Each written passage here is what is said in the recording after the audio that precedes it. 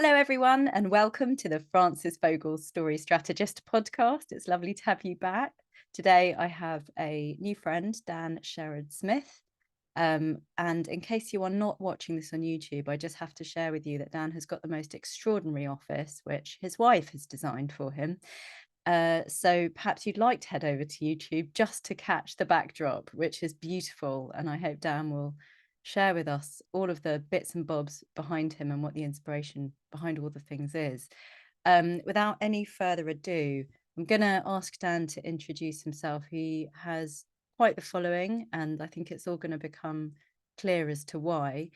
Quite an extraordinary journey, amazing experience, and he's doing something very important. And for anyone who is new to the show, by way of a brief headline, it's my responsibility, as I see it, to help founders or custodians of businesses, primarily in London and the Southeast at this point, to use storytelling to do four things better: to do better marketing and sales so that they can make more money and make themselves therefore stick around for longer, so that they can make their people feel more engaged, their customers feel more loyal, and be more active in their communities, whatever that means.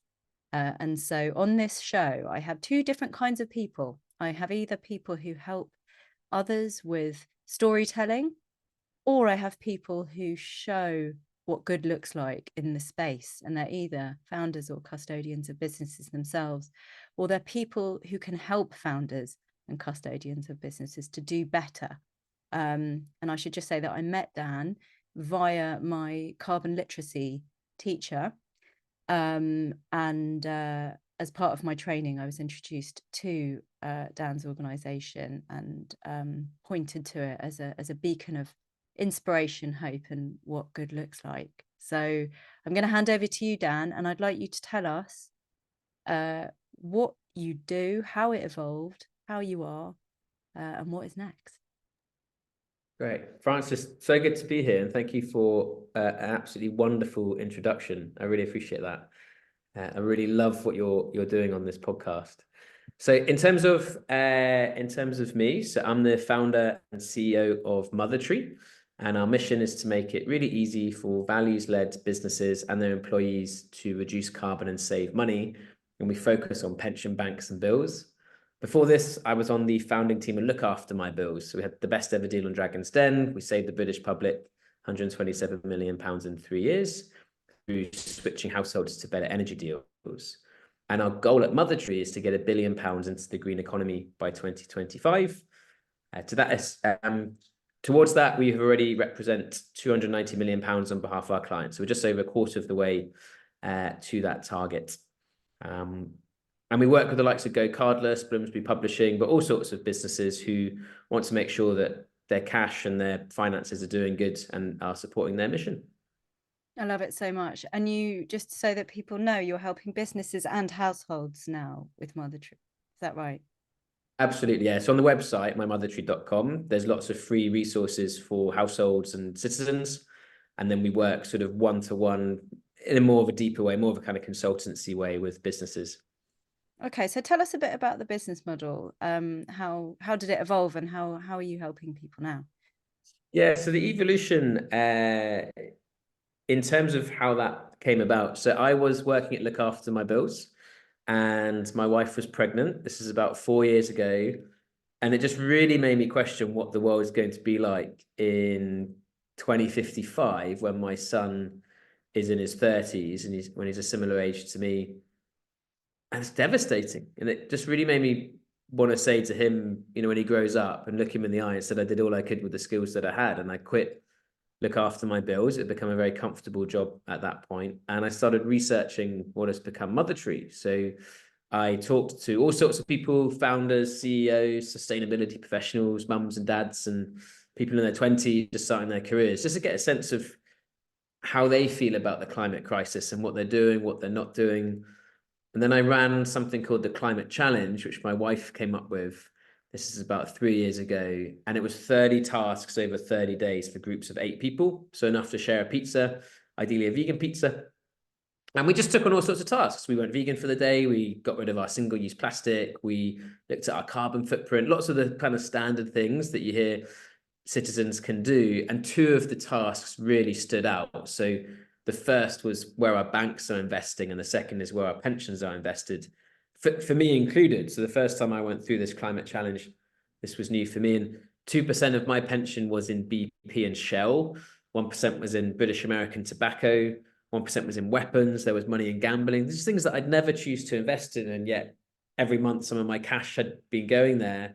And then I look after my Bill's bank account, and they were banking with Lloyds, and Lloyds have put over £1 billion a year into fossil fuels since the Paris Agreement, since 2016. So this is the place we really narrowed down our research. And that's where we started Mother Tree 2 years ago. We want to make it really transparent what the banks, what the pension providers are doing with our money, so that we can make a more informed choice. And so that anyone listening who isn't aware, I love something that you've got on the website, which is just a really pithy way of bringing to light what we're talking about here, which I'm just going to reference now. Did you know that if you bank with, I don't know, can I list them out? I mean, they're on the website. Yeah, So in terms of, they have Mother Tree has a wonderful bank league table where they rank the major banks based on how much £10,000 in a current account contributes in carbon emissions, with Barclays at the top, then HSBC, First Direct, Chase and Santander all being in the red, as it were. The list goes down: NatWest, RBS, Monzo, Lloyds, Halifax, Metro Bank, Starling, Virgin Money, and then at the bottom in terms of their carbon footprint, and therefore in the green, we have Nationwide, Cooperative and Triodos. And did you know that £10,000 in deposit with a bad performing bank is the equivalent to 11 return flights from London to Rome, or driving 10,732 miles, or 108 trees per year, in terms of carbon absorption. So it's just a sort of easier way for people, I think, to kind of get their heads around what we're talking about here. So this is the first plug for the website if what you're looking for is an education. And I hear you on that kind of realization that you might be doing as much as you possibly can as an individual, but then you find out that in sort of having to save money and trying to do good for your children, you're actually not helping the situation at all. So what did you do personally, and how much of an impact on your personal life has starting this business made? Oh, it's been huge. So we realized just the bank and the pension together for the average UK consumer contributes about 10 tons per year. And that's roughly the equivalent of all the other actions we do combined. So just those two actions. So it's been huge in terms of my own personal life, and running a business with such a clear mission has also been really fun, because it means all of the rubbish stuff that comes with running a business is actually a bit easier, because every single client we work with, we know we're moving the dial in terms of getting cash out of fossil fuels and into renewables, into social housing, into clean water, things that are going to sustain our society.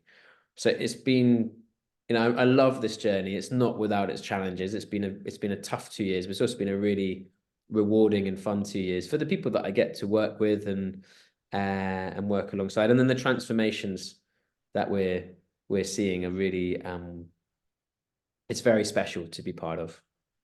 And tell us how the whole Dragon's Den thing came about, and that must have been quite an experience. What was the reception you got there like? I should caveat it. So I wasn't personally on Dragon's Den. So I built the business that went on Dragon's Den.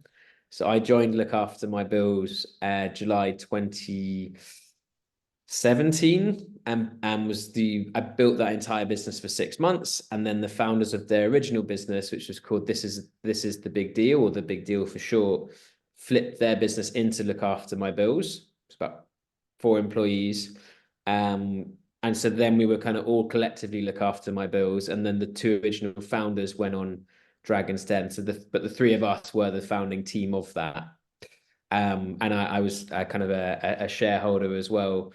But in terms of the Dragon's Den experience, so Henry DeZuke, Will Hodson, went on the show.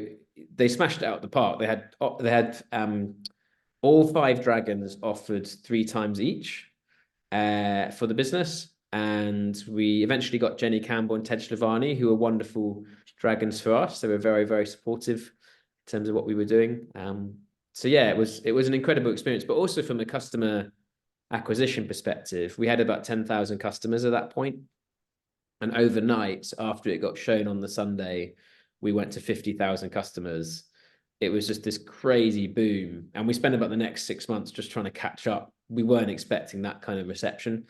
And we thought maybe 25, 30,000, but yeah, not a jump to 50. I think that's a really great story. I'm glad that you have told it, because I think what we're talking about also here is eco-anxiety and the fear on everyone's part in terms of what they could possibly do themselves, and a fear for what is to come for our children. I have 2 children. One is the same age as yours, and I have a 6-year-old as well. And yet there's something very exciting and something I'm very hopeful about. And as the eternal optimist, I get very moved forward by. And that is how quickly people can, once they understand, once they have the data, once they have a picture of what they could do personally to change, are very willing to be global citizens. And obviously the reception you guys got at Dragon's Den, and then, as you say, the kind of public reception once they knew you were there, may have been slightly overwhelming for you, it sounds. Yeah, And actually, I've noticed you've still got some join the waitlist features on the website. Is that because you're still, as you say, kind of catching up with it and making sure you can deliver, or what's going on there? Yeah, so the Dragon's Den company was look after my bills, and so now with Mother Tree, it is a different company. Just to sort of make sure that the link is clear, but we are fully booked with Mother Tree, not because of Dragon's Den, but because of our own efforts. So we have quite a long waiting list now of businesses, and we're quite selective of who we work with. So we won't work with anyone who is in fossil fuels, anyone who's in aviation. There are a few key places who we don't think are doing enough. We also won't work with anyone who's simply greenwashing. So, we hold high standards for our customers, but that's because the ones who have those standards, we love working with, and we know we'll get them really, really good results. So not only saving them money, but also generating higher interest rates from the bank, leading to happier employees, more productive employees, because they know they've reduced the biggest source of carbon within their business. Just to put it in perspective, so for pretty much every single charity we've worked with and any online business, 90 to 95% of their emissions will be their bank and their pension. So there's all this talk about scope 1, 2, 3, so the energy we use, how employees are working within the business and the supply chain. Those are really important. We need to focus on those. But the biggest impact is our finances. And that goes for big businesses like Google, and that goes for small businesses, one person startup online. And so that's why we're quite selective, because we know the impact is so big. And when we get it right, it leads to fundamental changes within the business. And it's, I mean, I've signed up to the wait list. I'm waiting for the word when I can be one of your clients, because I totally buy into it. And I am really ashamed to say that I still have some bank accounts with HSBC because it's been there for a while. And like, moving banks, I have in my mind, is a pain.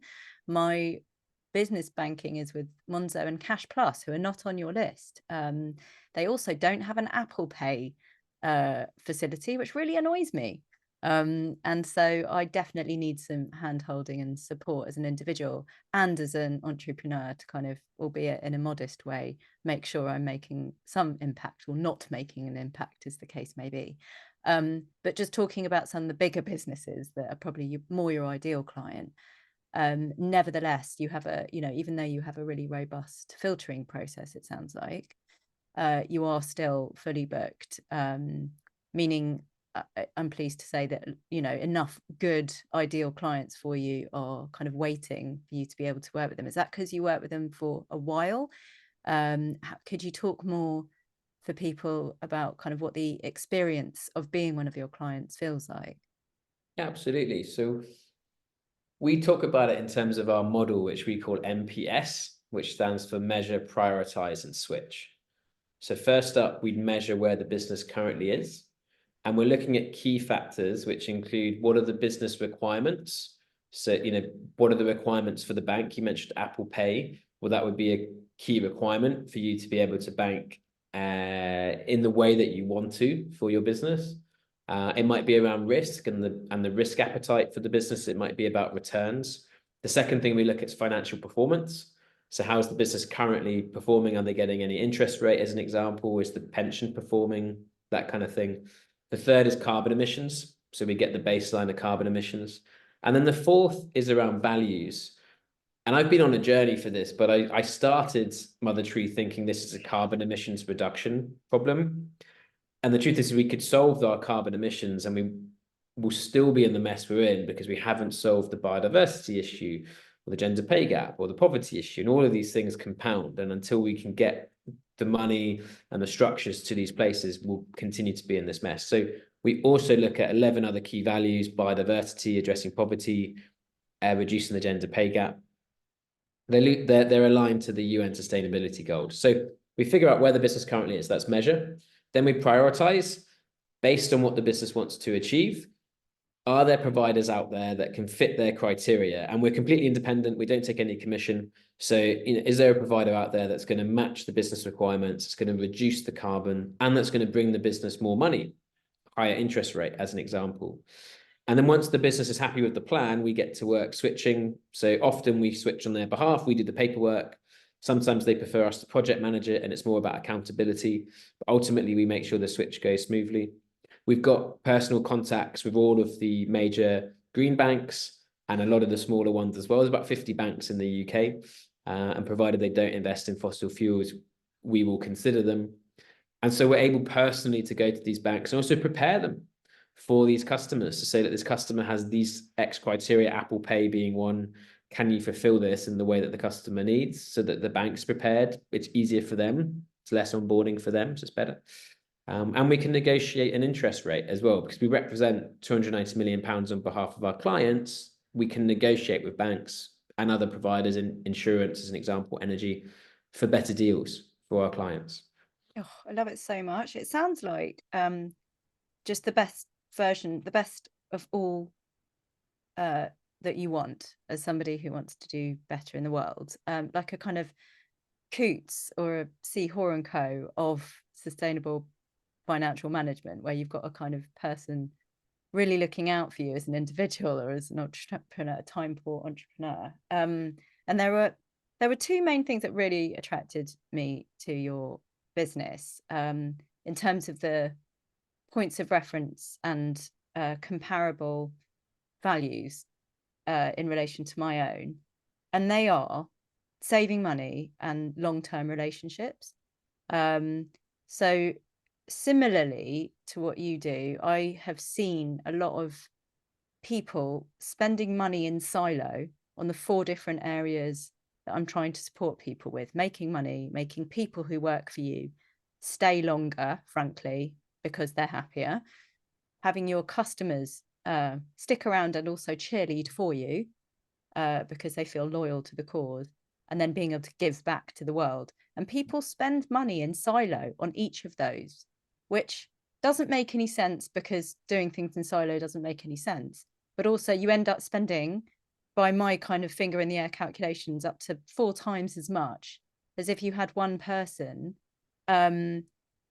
understanding what the kind of core story is, and then helping it to underpin the 4 strategies so that each of those 4 areas of development do better based on the story.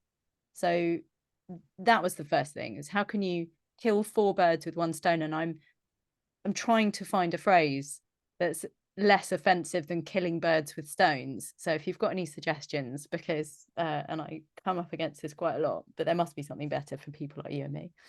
And then the other thing is that I don't want to kind of come in, do a workshop to explain to some people how this works and then leave.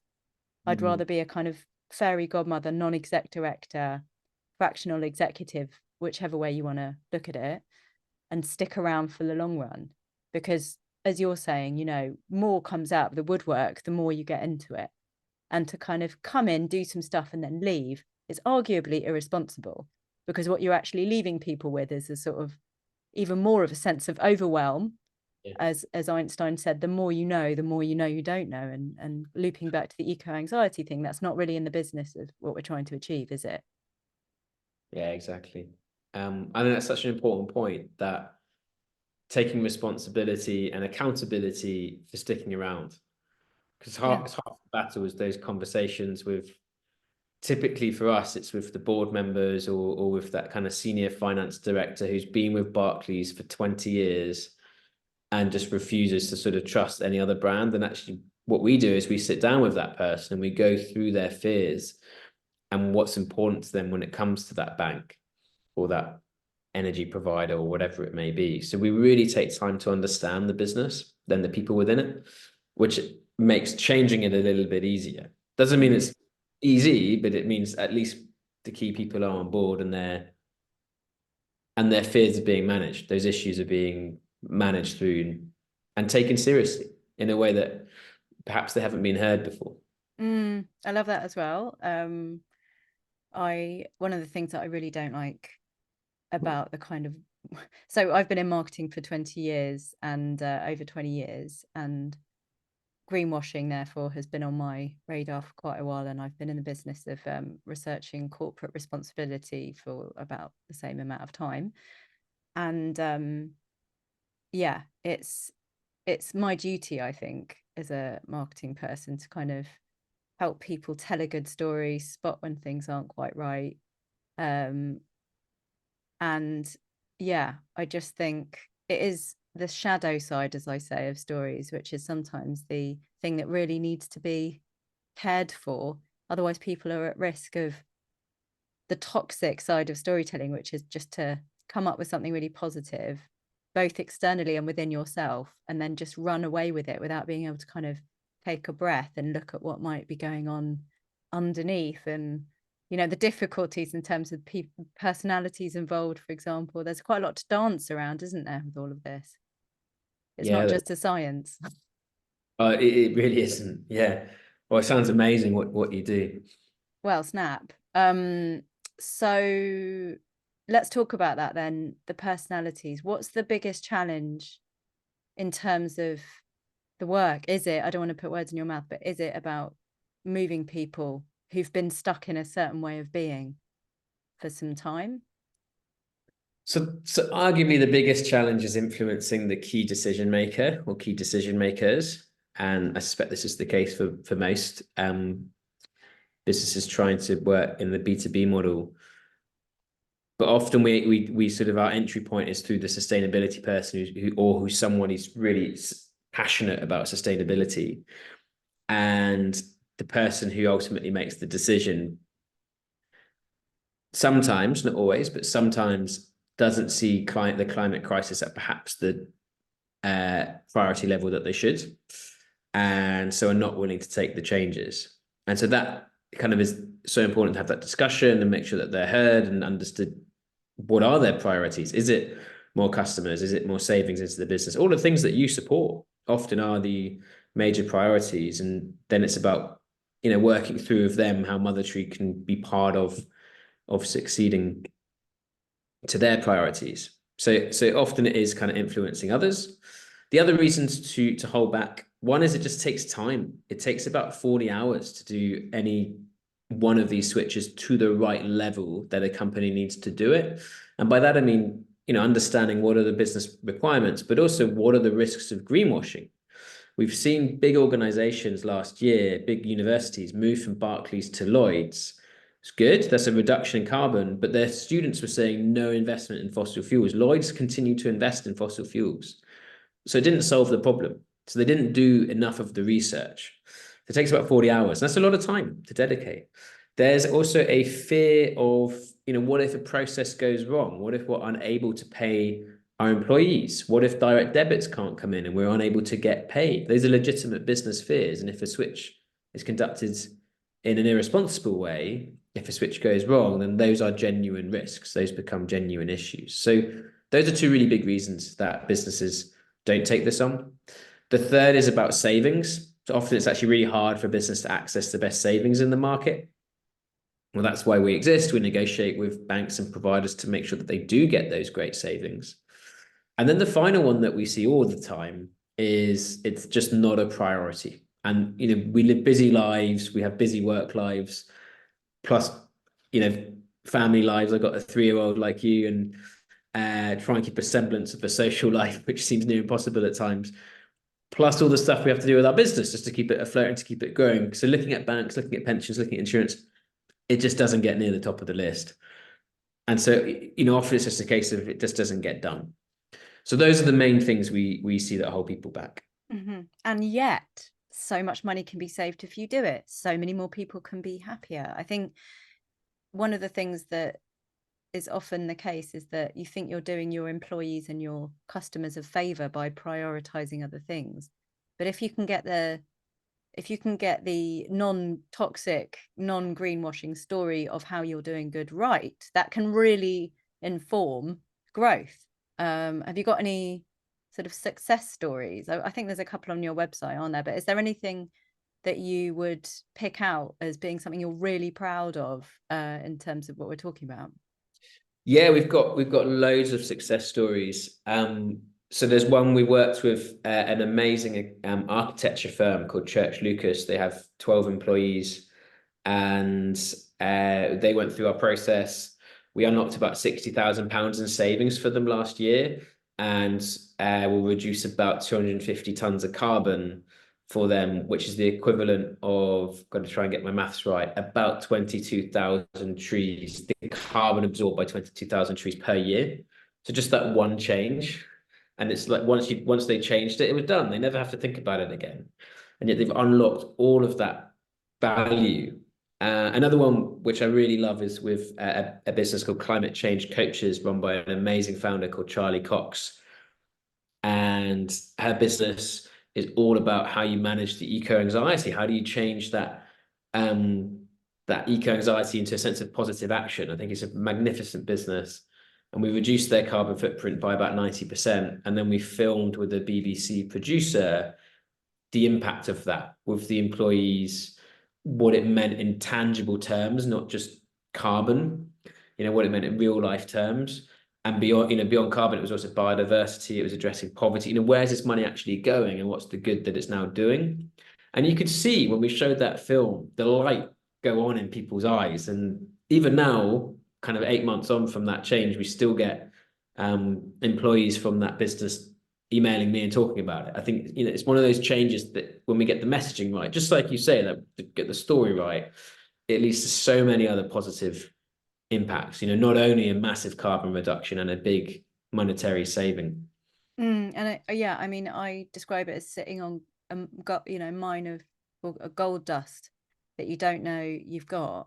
And it's awfully frustrating for people like you and I who you know, can just go in, and once we start, you know, if you give us permission to unpick, stuff is there that, yeah, sometimes it's not so great, and you know, we can maybe try and help you work out what to do there. But in other instances, there's some amazing stuff. I mean, I love the whole glamping scene in the UK. And the reason I love it is because I can see that what's happened is that people who've inherited farmland have had to pivot in terms of diversifying income. You know, the farming scene in the UK has changed hugely in the last 100 years.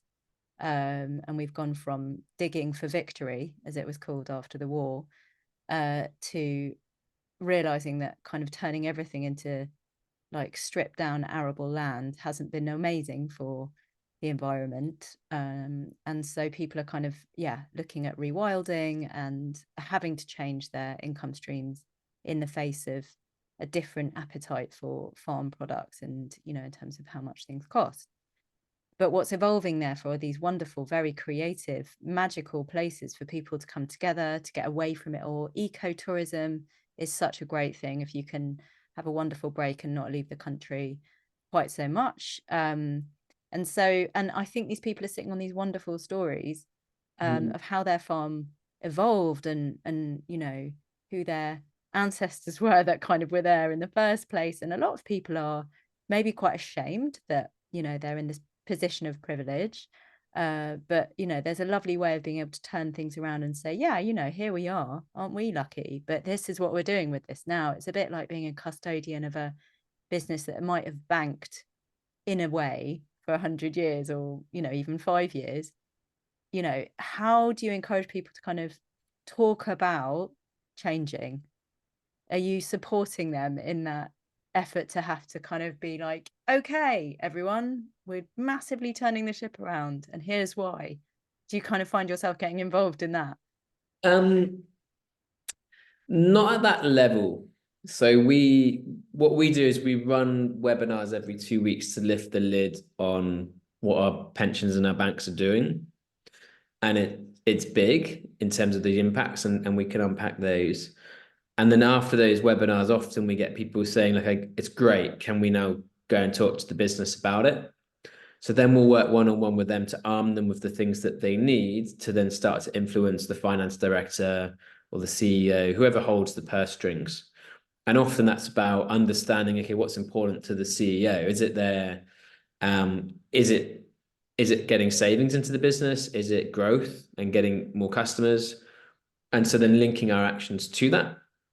But it's most of the time it's just starting that dialogue. Like, if often it's kind of just setting up that first call, and then once the dialogue's going, then it's okay, and then we take time to really understand the decision maker and what's important to them. So we do a bit of it, and we could definitely be better in terms of the big sort of notes that we hit in that webinar. And I talked about a few earlier, but the banking scene in the UK is pretty messed up. So the UK's big sort of famous big five, Barclays, Santander, NatWest, Lloyds, and HSBC, and their affiliated brands like First Direct for HSBC, they put £29 billion into oil and gas in 2022, just those five banks. And the world's 60 biggest banks, they put 50 times more into fossil fuel expansion than the fossil fuel companies. So just to put that in perspective, for every pound that BP or Shell put to fossil fuel expansion, the banks put £50. So it's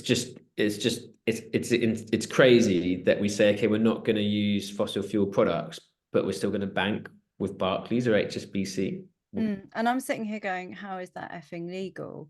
But then the other part of it is, maybe I don't know why. I mean, there must be a reason.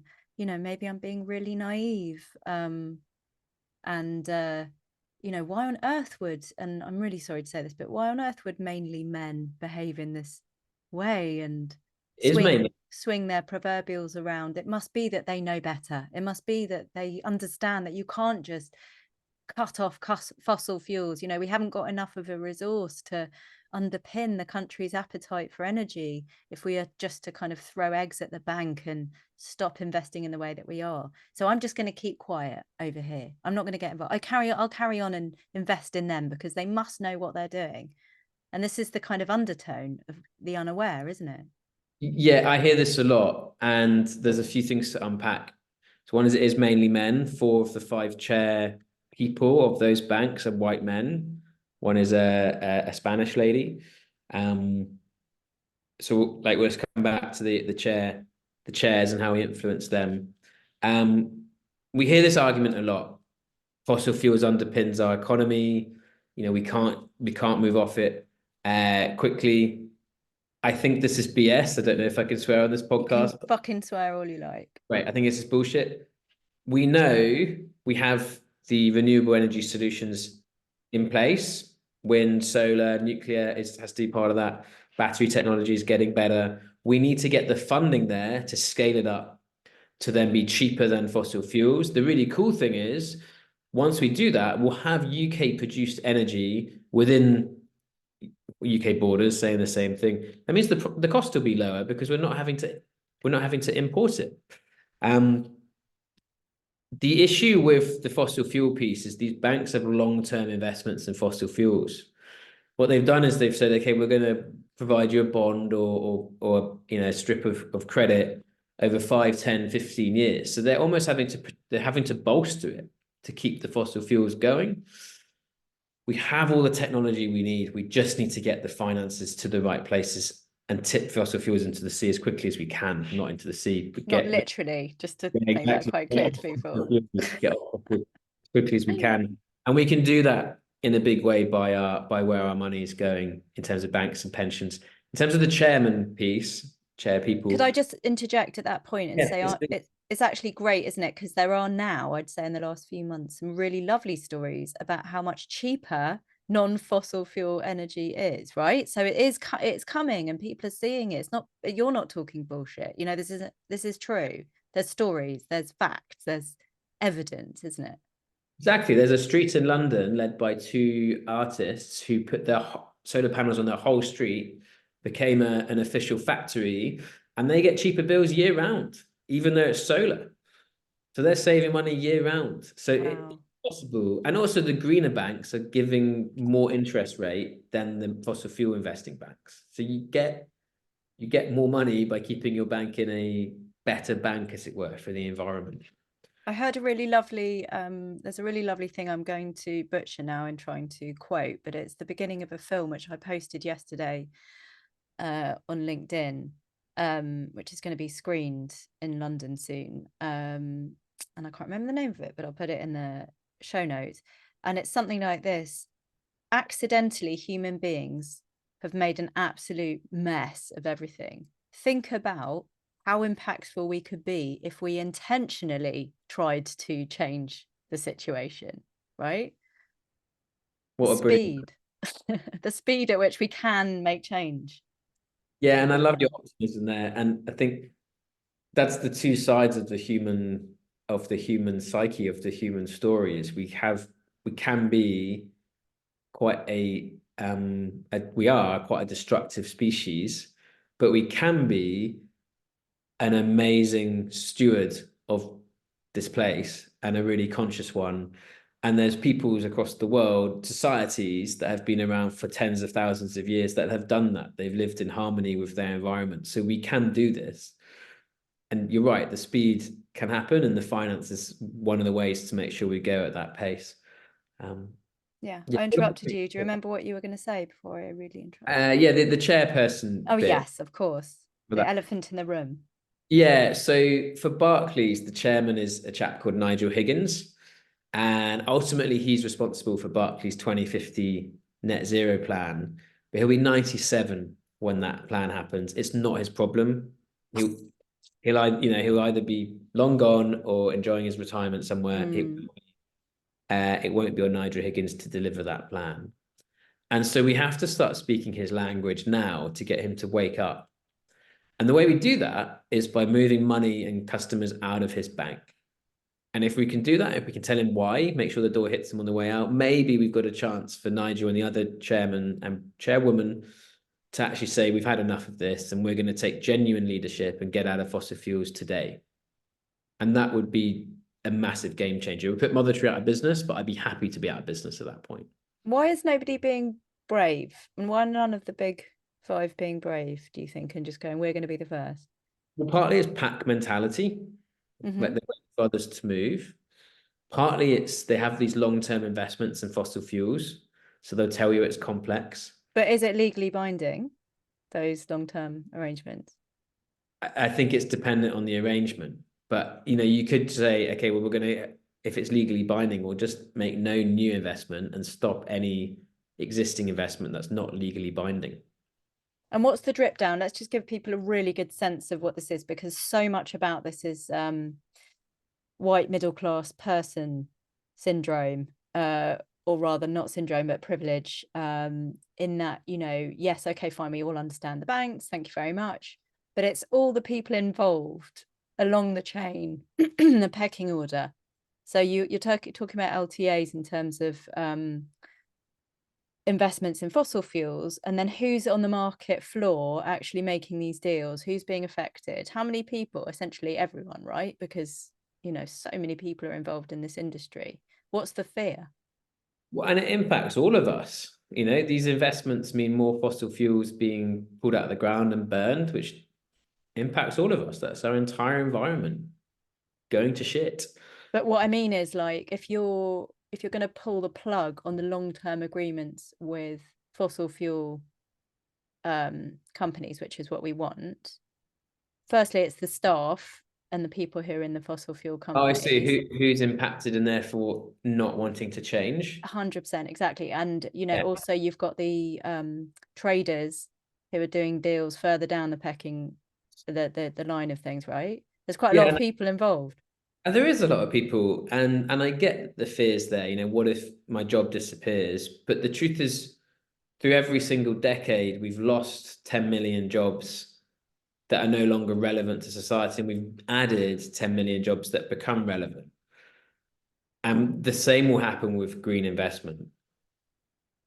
But I get the fear, and I had a trader on LinkedIn post about me very, very angrily and telling me to go drink my own piss.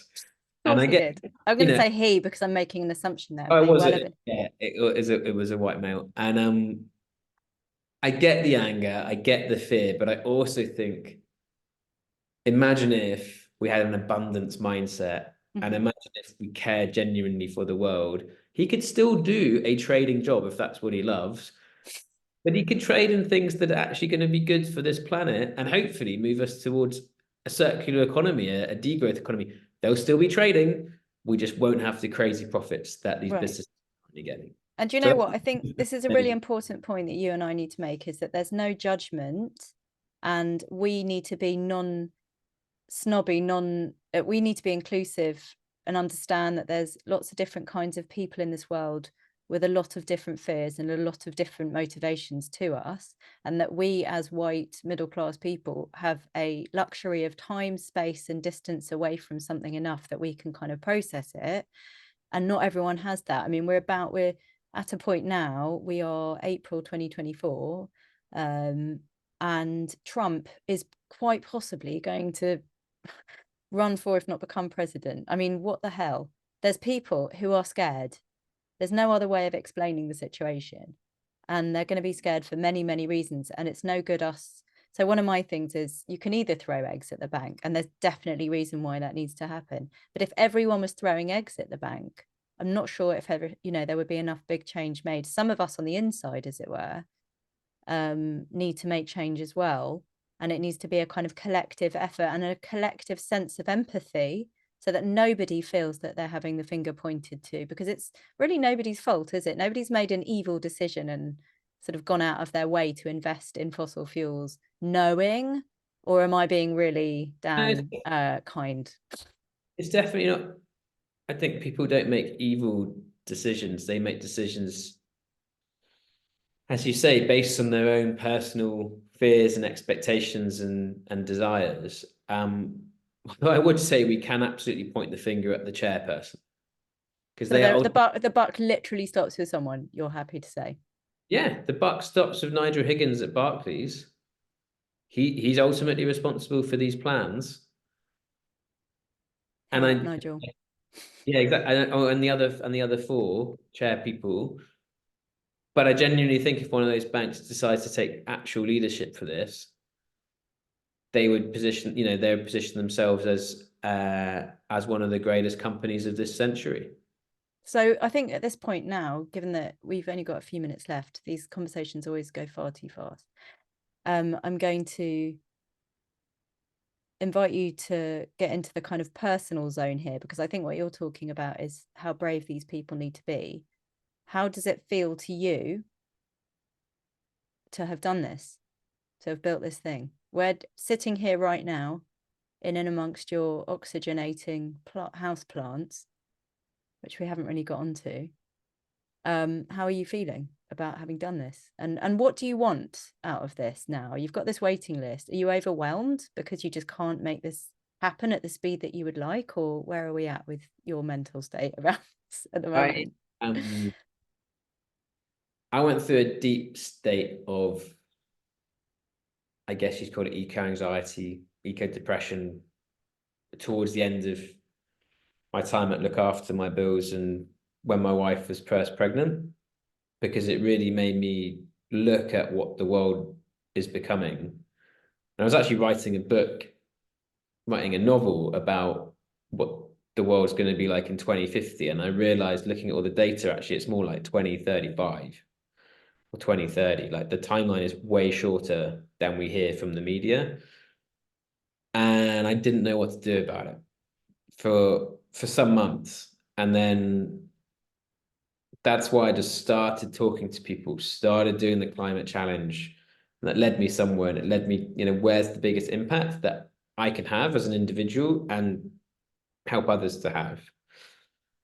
And it's the action that keeps me going, because I think I'm someone who's tilted towards taking action for good and for bad, but also that helps. That's part of how I process what we're doing to the planet. And what gives me hope is that the increasing number of people doing incredible things in this space and taking genuine, courageous steps. They're turning away business because it's fossil fuels. They are refusing jobs because it's in the fossil fuel industry. They're going to prison. Young people are going to prison because they're willing to protest against what's happening. And I think what we're seeing is a groundswell of people, and that gives me genuine hope. I think that's absolutely incredible. People like you, Francis, and people that I meet along the way who are willing to stand up and say, no, I'm going to do something about this. We just need a lot more of people, that kind of person. We And really. you, Dan. I'm very mindful of your time. I don't think this is the last, is it, that we try and put the world to right together. Well, I hope not. It's been a great session. Yeah, and if anyone would like to know, I mean, just Google Dan Sherrard-Smith with 2 R's, or mothertree.com, my mother tree, isn't it, the website? imothertree.com. And Dan hangs out on LinkedIn mainly. He's a very busy man, so I'm not going to invite everybody to message you all day long, but he's easy to get hold of if you need, and is doing amazing things. Join the wait list as an individual in a company. You never know when Dan will be ready to take you on, and as far as I understand it, there's some very exciting news on the horizon that Dan can't possibly tell us about today.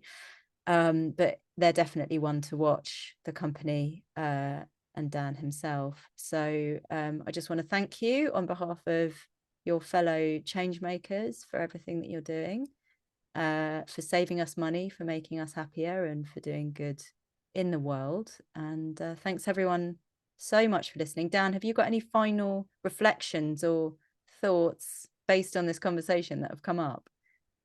Well, firstly, Francis, thank you so much for having me. I really appreciate it. And it's been a wonderful chat. So thanks for putting up with me. And as you said, if people do want to get in touch, please do. It's Dan Sherrard-Smith. Pretty sure I'm the only Dan Sherrard-Smith on LinkedIn, or dan@mymothertree.com. Thanks so much, Dan. Take care, everyone, and see you next time.